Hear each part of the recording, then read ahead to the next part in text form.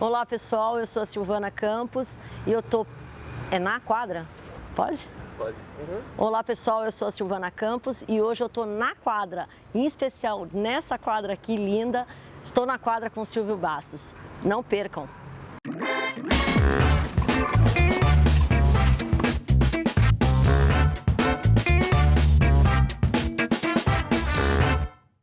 Hoje aqui comigo, uma grande amiga de muito tempo.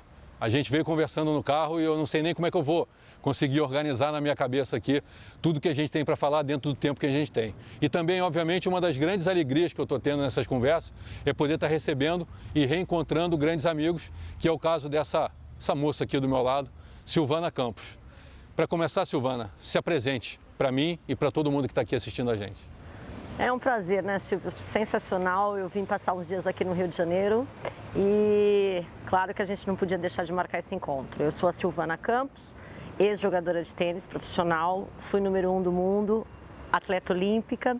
Hoje eu sou educadora, treinadora, trabalho com juvenil, tenho um projeto social, enfim, uma história desde os meus 9 anos de idade, envolvida com tênis e vivendo tênis de manhã, de tarde e de noite.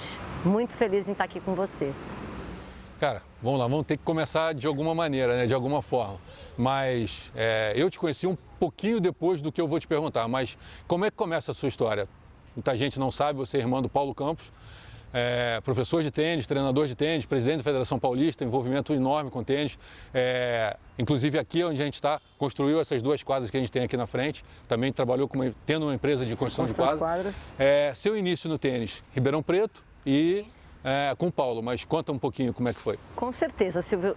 Bom, quando a gente era criança, era de praxe, né? Nós vivíamos dentro de clubes, não tínhamos outra diversão, né? Então íamos todos para o clube e já existia dentro da Sociedade Recreativa de Esportes uma escolinha que o Paulo tinha.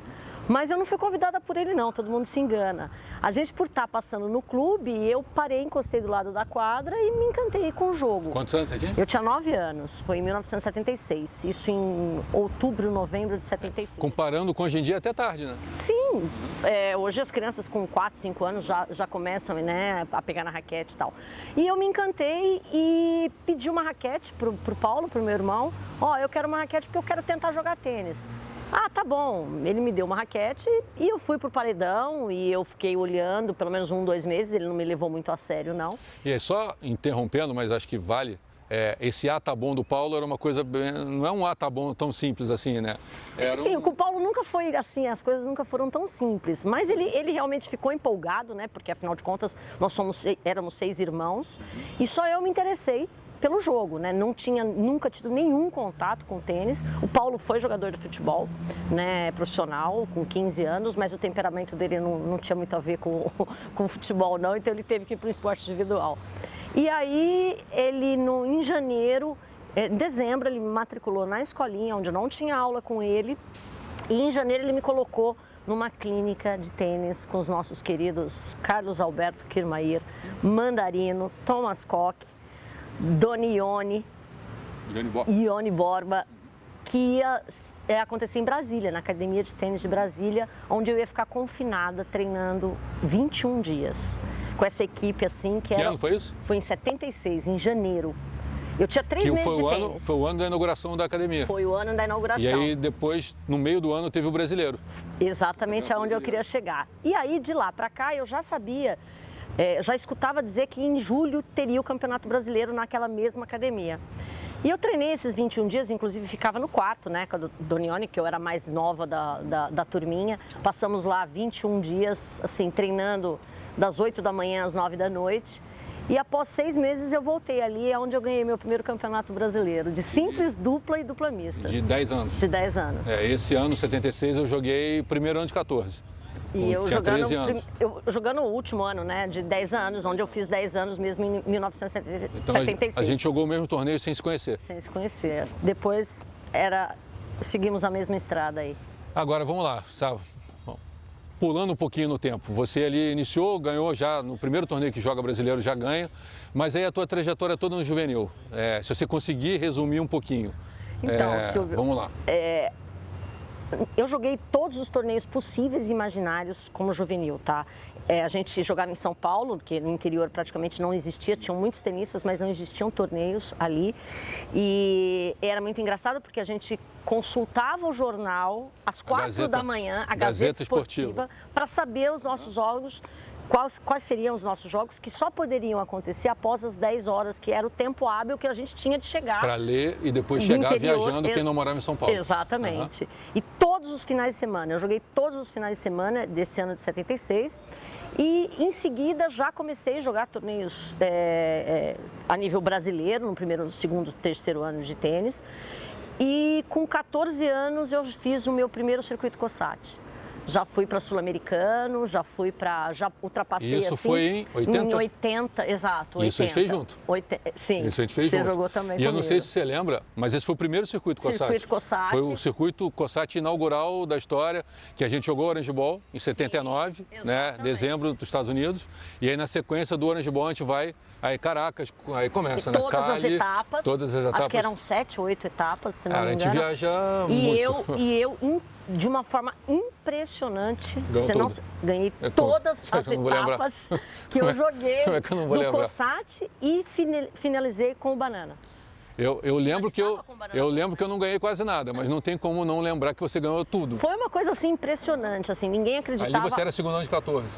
A própria CBT ficou assim impressionada. Eu lembro quando quem estava com a gente era o Milton Mota. Era o Milton Mota. Quando eu cheguei em São Paulo, com os meus troféus de todas as etapas, foi muito engraçado, né? Porque eu falei, alguém tem que me ajudar no aeroporto, porque não é pelas malas, eu tenho que carregar todos os troféus, e eram uns troféus extremamente malucos. Na Colômbia eu ganhei uma formiga, que era o símbolo lá, né, da Colômbia, enfim, foi uma trajetória linda.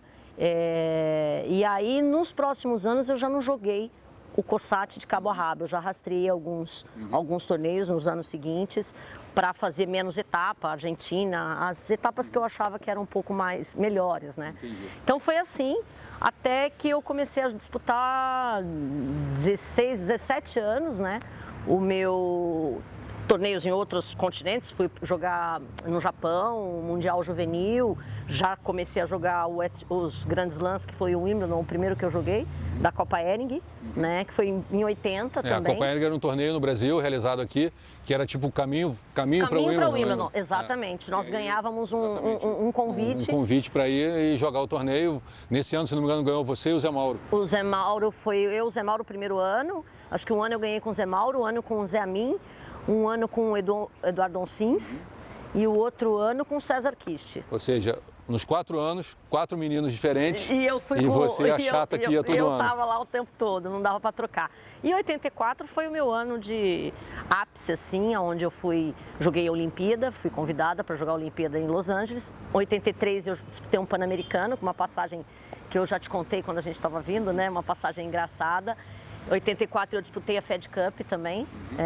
A equipe era composta pela Patrícia, a Cláudia Monteiro, a Vera Cleto era a nossa treinadora e eu e a Luciana Corsato éramos as juvenis aí intrusas e convidadas para estar formando a equipe. Então foi um ano realmente que eu fui número 1 juvenil do mundo, fui cabeça de chave em Wimbledon, número 1, né? Eu era cabeça de chave, até não gostava de jogar. Não tinha nenhuma identificação com a grama, jogava muito mais no saibro. E aí foi um ano assim maravilhoso, onde eu comecei a introduzir alguns torneios profissionais no meu último ano de juvenil. Mas tudo muito obscuro, né, Silvio? Sem entender muito. Nós éramos muito cobaias na época, né? A gente... não tinha parâmetro para nada, né? Você não tinha referência para nada. Você literalmente... Alguém dizia que aquele torneio poderia acontecer. Tipo, acho que quem vive hoje, quem acompanha, ou os pais das juvenis que hoje em dia jogam, não conseguem imaginar o que era na época que a gente jogava, né? O ponto de interrogação, como é que era você se preparar para um torneio e chegar, de repente, o torneio não acontecer, enfim. A gente ia e com a cara e com a coragem, com toda a vontade de jogar, de viajar nas condições que viajávamos. O juvenil sempre teve um apoio muito legal, muito grande, né? Nos eventos e tal, então tínhamos hospedagem, tínhamos a inscrição, tínhamos uma estrutura no clube, enfim. comecei a introduzir, batendo com o calendário, alguns torneios profissionais para tentar entrar aí na época e já entrar no meio do profissional. Tá, e aí agora você mesmo, aproveitando o que você falou, dá essa sequência, você vai começando jogando profissional e aí de repente... Exato, eu estava em Ribeirão, mas eu ficava muito tempo em São Paulo, né, tentando me encaixar já com os treinadores ali e tal, onde eu conheci num Baranabol, o Paulo voltou para Ribeirão, porque a filha mais velha dele tinha nascido, era o meu treinador. O Paulo tinha uma escola, uma estrutura muito grande, numa escolinha muito grande em Ribeirão, não podia, viajava pouco comigo, até porque ele tinha um baita medo de viajar de avião, assim, ele queria morrer, só o Beto Jabali, o Roberto, que conseguiu levá-lo algumas mais vezes que eu. E aí eu comecei a ficar em São Paulo, conheci o Sérgio Ferreira, né, do tênis, que tinha uma academia, enfim, ele ia começar a ingressar nesses torneios comigo e foi uma perda muito grande, ele acabou falecendo, isso me tirou completamente do prumo, né, como eu te contei, eu fiquei realmente muito decepcionada, eu tinha 18 anos na época, né, ele tinha 30, era um jovem, teve um acidente, aí um aneurisma e uma perda muito grande e eu fiquei sem entender a minha posição. E toda aquela gana, aquela vontade, aquele amor que eu tinha pelo tênis, eu acho que bateu de frente com uma decepção tão grande, ou a primeira que eu vivi na minha vida, né? Acho que foi uma das maiores que eu tive na minha vida, e isso me impactou muito. Então essa transição minha para o profissional foi muito dolorosa, né? E eu perdi muito com isso, porque eu tive resultados até muito bons. Eu tive eu participei de um torneio aqui de $50 mil no Rio, foi no Country, onde eu fui vice-campeã de um torneio de 50 mil, quer dizer, um baita resultado para quem nem tinha ranking, eu ganhei um convite e tive vários resultados bons e o meu melhor ranking foi 128. Eu estava com um bom ranking com 8 torneios disputados.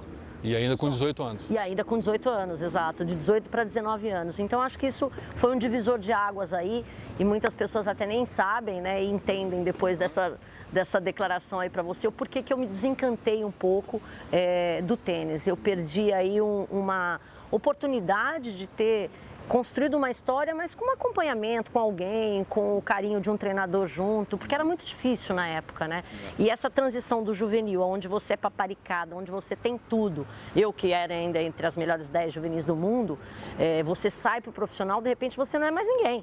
Você é uma no meio de milhões que estão tentando. E eu acho que essa diferença aí de locais, de estar em locais iguais ou com o mesmo intuito, mas sem nenhuma base, misturado com essa decepção que eu tive, eu acho que me abalaram muito. E foi aí que a minha ficha caiu, eu falei, será que é isso mesmo? Eu vou conseguir encarar isso sozinha? E foi o que eu acabei não fazendo, por isso que eu deixei de jogar. Então você definitivamente encerra ali naquele momento com praticamente 19 anos, 100 e pouquinho do mundo. Exatamente. Já jogando Roland Garros dupla, já tinha um bom ranking, joguei Roland Garros profissional. Você comentou que chegou na última do quali de Roland Garros. Perdi na última rodada do quali. E passa a primeira rodada de duplas de Roland Garros. Sim. Ou seja, estava no meio que realmente da melhor maneira possível que poderia para fazer a transição para entrar de verdade no profissional. Com certeza. Eu lembro que neste ano, a Gabriela Sabatini, eu cheguei a morar em Key Biscayne, né, com o Pato AP, eu, a Luciana Cursato. Eu lembro que eu ganhei da Gabi em Mônaco, tá? Ganhei da Steph em Nice, da Steph Graf. Em seguida, nós fomos jogar o juvenil, eu perdi na semifinal do juvenil, né? Ela foi vice-campeã e, sendo vice-campeã, ela ganhou o wildcard em West Open, no Pro. Foi quando ela chegou nas quartas. Então, assim, essa chavinha que vira, e a gente entende, você sabe disso? São detalhezinhos ali de... você mesmo, se você pegar, por exemplo, você falou de duas grandes jogadoras, uma talvez uma das maiores da história, que é a Graf. Que é a Steph Graf. E você ganhou das duas, né? E você estava no meio das duas e você estava vivendo... Eu era 4 anos mais velha, mas como hoje existem também diferenças de idades muito grandes, continuam existindo, né? É o tipo da pergunta ou da dúvida que ela vai ser para sempre, né? Para sempre. Aonde você teria chegado? Teria chegado, exato. Quem você teria sido, que jogadora, que nível, que ranking você teria alcançado, porque Não tem como saber. E você lembra muito bem, Silvio, eu nunca tive um físico, nunca fui grande, mas eu desenvolvi algumas blindagens psicológicas que me faziam diferente. Como uma que eu mencionei a você, que eu disse, a gente estava numa live e uma das crianças me perguntou, como que você fazia para jogar a semifinal e a final? Eu dizia, não, eu entrava ao contrário. Eu entrava dizendo que o primeiro jogo era a final. Porque muitas vezes a gente faz um segundo jogo, uma oitavas, uma quartas, mais difícil do que uma própria final. Não, isso, a gente conversando naquela live aquele dia foi genial para mim. Um entendimento que você teve e que, segundo você, é um entendimento seu. Porque não foi de ninguém, e a gente nem tinha. Chegou, né? Mas, obviamente, quando você está na primeira rodada de um torneio, você pode pegar um jogo que você está ali, acabou de chegar, está começando a jogar, você pode ser surpreendido, né? Todo mundo diz que a rodada das zebras são sempre a primeira e a segunda. A primeira e a segunda rodada, e continua sendo. E se você entende que ali é como se fosse uma final e encara aquilo ali da maneira, com a atitude e postura que deve encarar, provavelmente você vai ter uma chance de chegar na final. Mas se você acha que uma primeira rodada é para ser largada, você não vai ter final nunca, né? Você não vai chegar. Então, e o teu entendimento, você tinha... Eu tinha 12, 13 anos. Cara, eu achei aquilo genial, cara. Aquilo ficou na minha cabeça. Então eram coisas que eu desenvolvia mesmo, que psicologicamente para mim me tornavam muito forte. Tanto é que eu tinha um jogo extremamente agressivo, eu batia muito na bola. A gente estava esse final de semana, há umas semanas atrás, a gente estava conversando com uns ex-tenistas, amigos aí. E o Ale Oncins falou, Sil, você tinha um jogo com uma característica completamente diferente do teu biotipo físico. Você ia para dentro o tempo inteiro. O tempo inteiro, o tempo inteiro. E se você olhar, né, fisicamente, você deveria ser a passadora de bola que fica dando balão alto no fundo, ali, girando bola com spin. Né? Bola com você tem o físico de quem vai gerar e ficar até amanhã. E você dava um pau para dentro e uma puta dona direita que pegava a bola na frente, algumas retas, outras não, umas anguladas, outras mais fundas, mas indo para dentro o tempo inteiro. O tempo todo que não tinha nada a ver com a imagem do físico de quem te olhava. De quem me olhava jogar, exatamente. E com uma construção de pontos muito determinadas. Eu nunca fiz uma virada pensando assim, tá 2-1, tá 3-2, tá 4. Não, eu sempre virava assim. Como eu joguei os 2 últimos games? Quais foram os pontos que eu perdi? E que estratégia eu usei? Eu ganhei esses 2 últimos games. Então, essas análises que eu fazia, sem ter nenhum trabalho psicológico paralelo, né? Eu desenvolvia porque era o que me fazia muito forte. Então, exatamente esse divisor aí, voltando no encerramento, né? Esse divisor de águas aí, realmente eu me senti sem forças para crescer psicologicamente, para continuar. Para viver tudo isso num circuito novo profissional, exato, começando e talvez desacompanhada. Exato, depois de ter vivido uma decepção tão grande, onde eu vi a vida tão pequena, perder um jovem, né, de 30 anos e, sei lá, será que valeria mesmo a pena eu começar tudo isso de novo, né, viver mais 10, 15 anos num circuito onde a vida termina assim, num piscar de olhos, a vida termina. Para jovem, para velho, para criança, enfim, aquilo se tornou muito presente. Eu acho que foi isso, por eu ser uma pessoa muito madura psicologicamente, que eu não fui para frente, eu acho. Pô, Silvana, genial, cara, mas infelizmente hoje a gente encerra com essa história linda, porque desde aquela live isso ficou na minha cabeça. Foi uma coisa que eu nunca tinha ouvido, mas obviamente a gente vai continuar falando de tênis, mas por hoje é só. Continuem seguindo, acompanhando, curtindo e, se puderem, se inscrevam no canal. Silvana, obrigado. Obrigada, Silvio. Um prazer sempre estar com você e uma delícia o nosso papo.